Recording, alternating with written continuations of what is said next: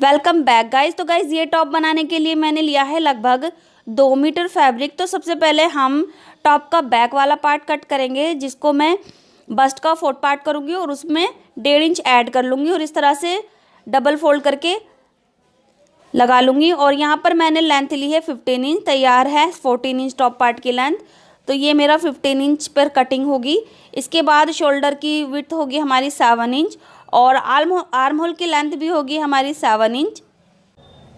इसके बाद हम चेस्ट का 4th पार्ट करेंगे, जो होता है 9 इंच, और 9 इंच पर इस तरह से मार्किंग कर देंगे। तो आगे की तरफ हमारा 1.5 इंच मार्जिन के लिए आ गया है।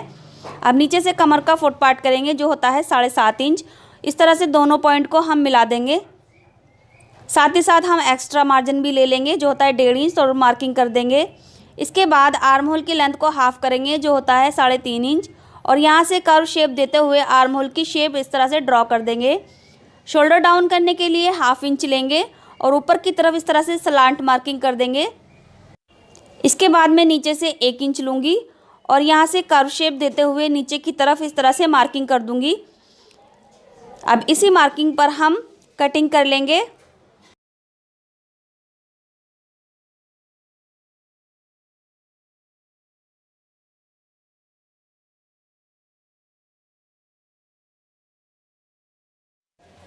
टॉप के बैक पार्ट की कटिंग हमारी हो चुकी है। इसके बाद मैं छोटे छोटे नॉचेस लगा लेती हूँ, जो हमारी मेन पॉइंट है यहाँ पर, और ऊपर की तरफ हमारा ये नेक का पॉइंट है और ये हमारा नीचे का सेंटर पॉइंट है। इसके बाद हम फ्रंट के पार्ट कट करेंगे। तो इसके लिए मैं ये वाले पार्ट को इस तरह से रखूँगी और बैक वाले पार्ट को इसके ऊपर इस तरह से रख कर ड्रॉ कर लूँगी।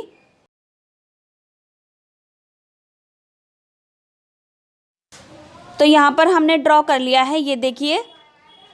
इसके बाद हम यहाँ से 6 इंच एक्स्ट्रा लेंगे, इस तरह से सीधी मार्किंग करेंगे और ऊपर की तरफ भी हम इसको सीधी मार्किंग मिला देंगे इस तरह से। इसके बाद हम बैक वाले पार्ट को हटा देंगे और जो हमने मार्किंग की है उस पर हम एज इट इज़ कटिंग कर लेंगे। इसके बाद हम सेंटर का ये नॉचेस लगा लेंगे। तो जिस तरह से हमने ये फ्रंट का एक पार्ट कट किया है, इसी तरह से हम फ्रंट का दूसरा पार्ट भी कट करेंगे दूसरी साइड से। तो यहाँ से मैं दूसरा पार्ट कट कर लेती हूँ। तो इस साइड से मैं ड्रॉ कर लूँगी और इसको एज इट इज़ कटिंग कर लूँगी। तो कटिंग करने के बाद हमारे फ्रंट के 2 पार्ट इस तरह से आ चुके हैं, ये देखिए। तो ये कुछ इस तरह से रहेंगे। तो सबसे पहले इसमें से मैं एक पार्ट निकाल लेती हूँ और ये एक पार्ट इस तरह से रखूँगी। ये हमारा सेंटर का मार्क है। अब सेंटर के मार्क से लगभग 3.5 इंच पर मैं एक मार्क करूँगी। इसके बाद आर्म होल की शेप को हम हाफ करेंगे, जो होता है 3.5 इंच। अब इन दोनों मार्क को हम इस तरह से मिला देंगे, जो होता है प्रिंसेस कट की शेप में। तो ये हमने इस तरह से मार्किंग कर ली है। अब इसी मार्किंग पर अब हम कटिंग कर लेंगे।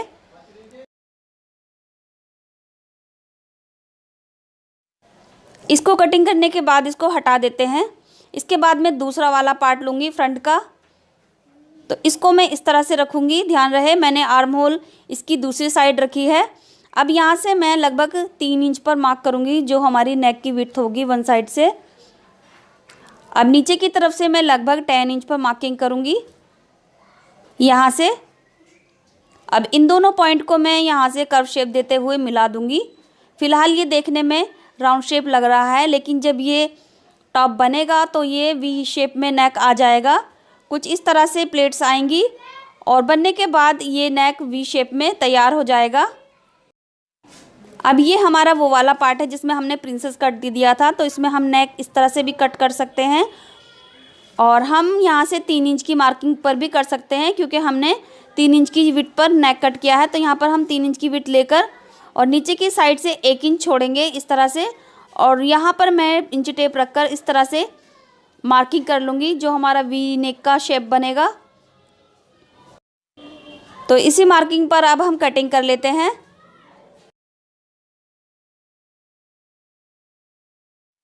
तो फ्रंट के दोनों पार्ट के नेक की कटिंग हो चुकी है। तो ये कुछ इस तरह से आएगा, ये देखिए। सेंटर के सामने हम सेंटर रखेंगे इस तरह से और इसकी गैदरिंग इस तरह से आएगी यहाँ से।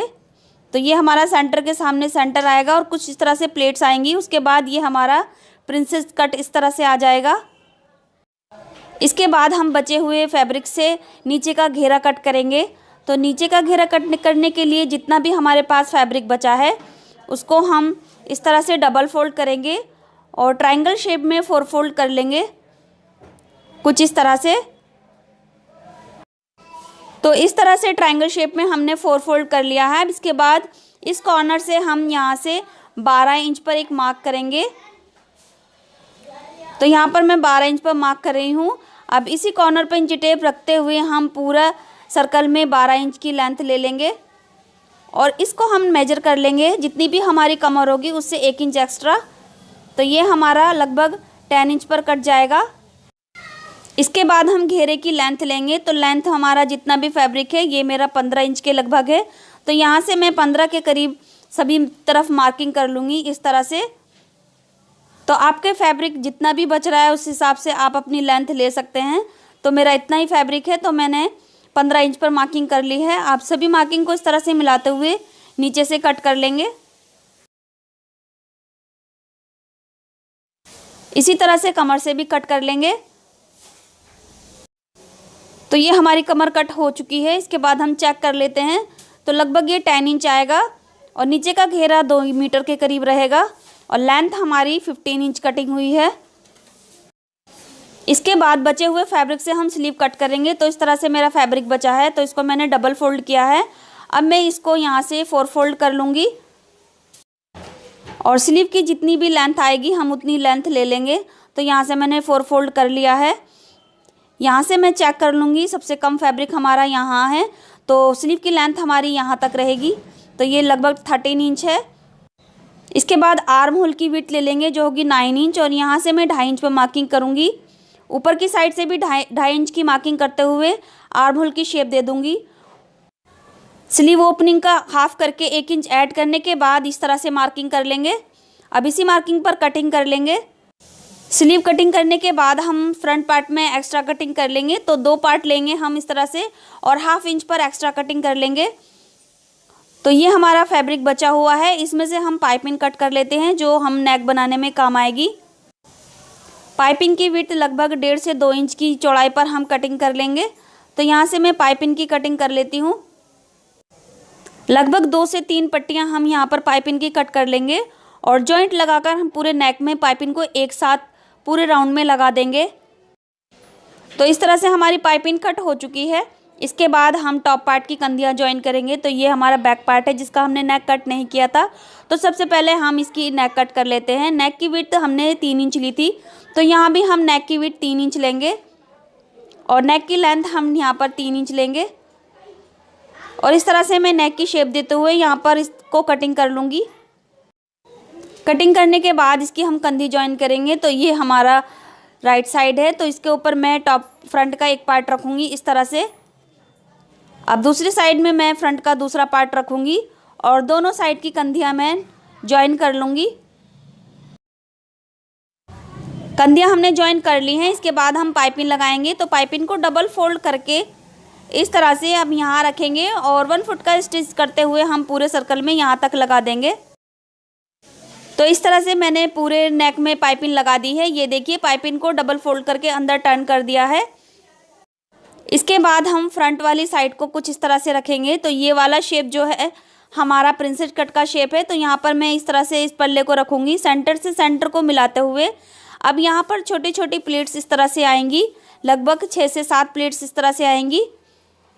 इसके बाद हम यहीं पर इसको जो हमारा प्रिंसेस कट है यहाँ पर रखेंगे और यहाँ पर मैं हाफ इंच का मार्जिन देते हुए इसको इस तरह से सिल दूँगी। तो ये स्टिच कुछ इस तरह से रहेगी। यहाँ पर हमारी ये प्लेट्स भी डल चुकी हैं। इसके बाद हम नॉर्मली इसकी फिटिंग लगा लेंगे। दोनों साइड से फिटिंग लगाने के बाद हम इसके घेरे में फिटिंग लगाएंगे। घेरे की जितनी भी कमर हमारे टॉप पार्ट की है उतनी हम घेरे की फिटिंग करेंगे और टॉप पार्ट से ज्वाइन कर लेंगे। तो ये देखिए हमारे टॉप पार्ट से ये घेरा ज्वाइन हो चुका है। इसी के साथ मैंने एक फीता कट किया है 4 इंच पर जिसको डबल फोल्ड करके कुछ इस तरह से शेप दे दी है। तो यहाँ से मैं इसको कमर की साइड से रखूँगी इस तरह से और इसको तिरछी रखकर यहाँ पर एक स्टिच करूँगी, जो सीधा होने के बाद कुछ इस तरह से हो जाएगा।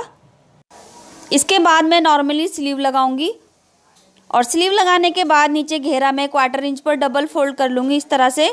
और इसके बाद मैं आपको इसका फाइनल लुक दिखाती हूँ। तो ये है इस टॉप का फाइनल लुक। इसकी स्लीव हम लगा चुके हैं और ये हम फीता भी यहाँ से जॉइन कर चुके हैं, जो इस तरह से आ जाएगा। और नीचे से हमने घेरा भी टर्न कर लिया है। कैसा लगा आपको वीडियो, प्लीज़ कमेंट बॉक्स में ज़रूर बताएं और इस वीडियो को लाइक करना ना भूलें। अगर आप मेरे चैनल पे नए हैं तो चैनल को सब्सक्राइब करके बेल बटन ज़रूर दबाएं, ताकि मेरी आने वाली सभी वीडियो की नोटिफिकेशन आपको मिलती रहे। मिलते हैं अगले क्रिएटिव आइडियाज़ के साथ, तब तक के लिए bye, take care, thanks for watching.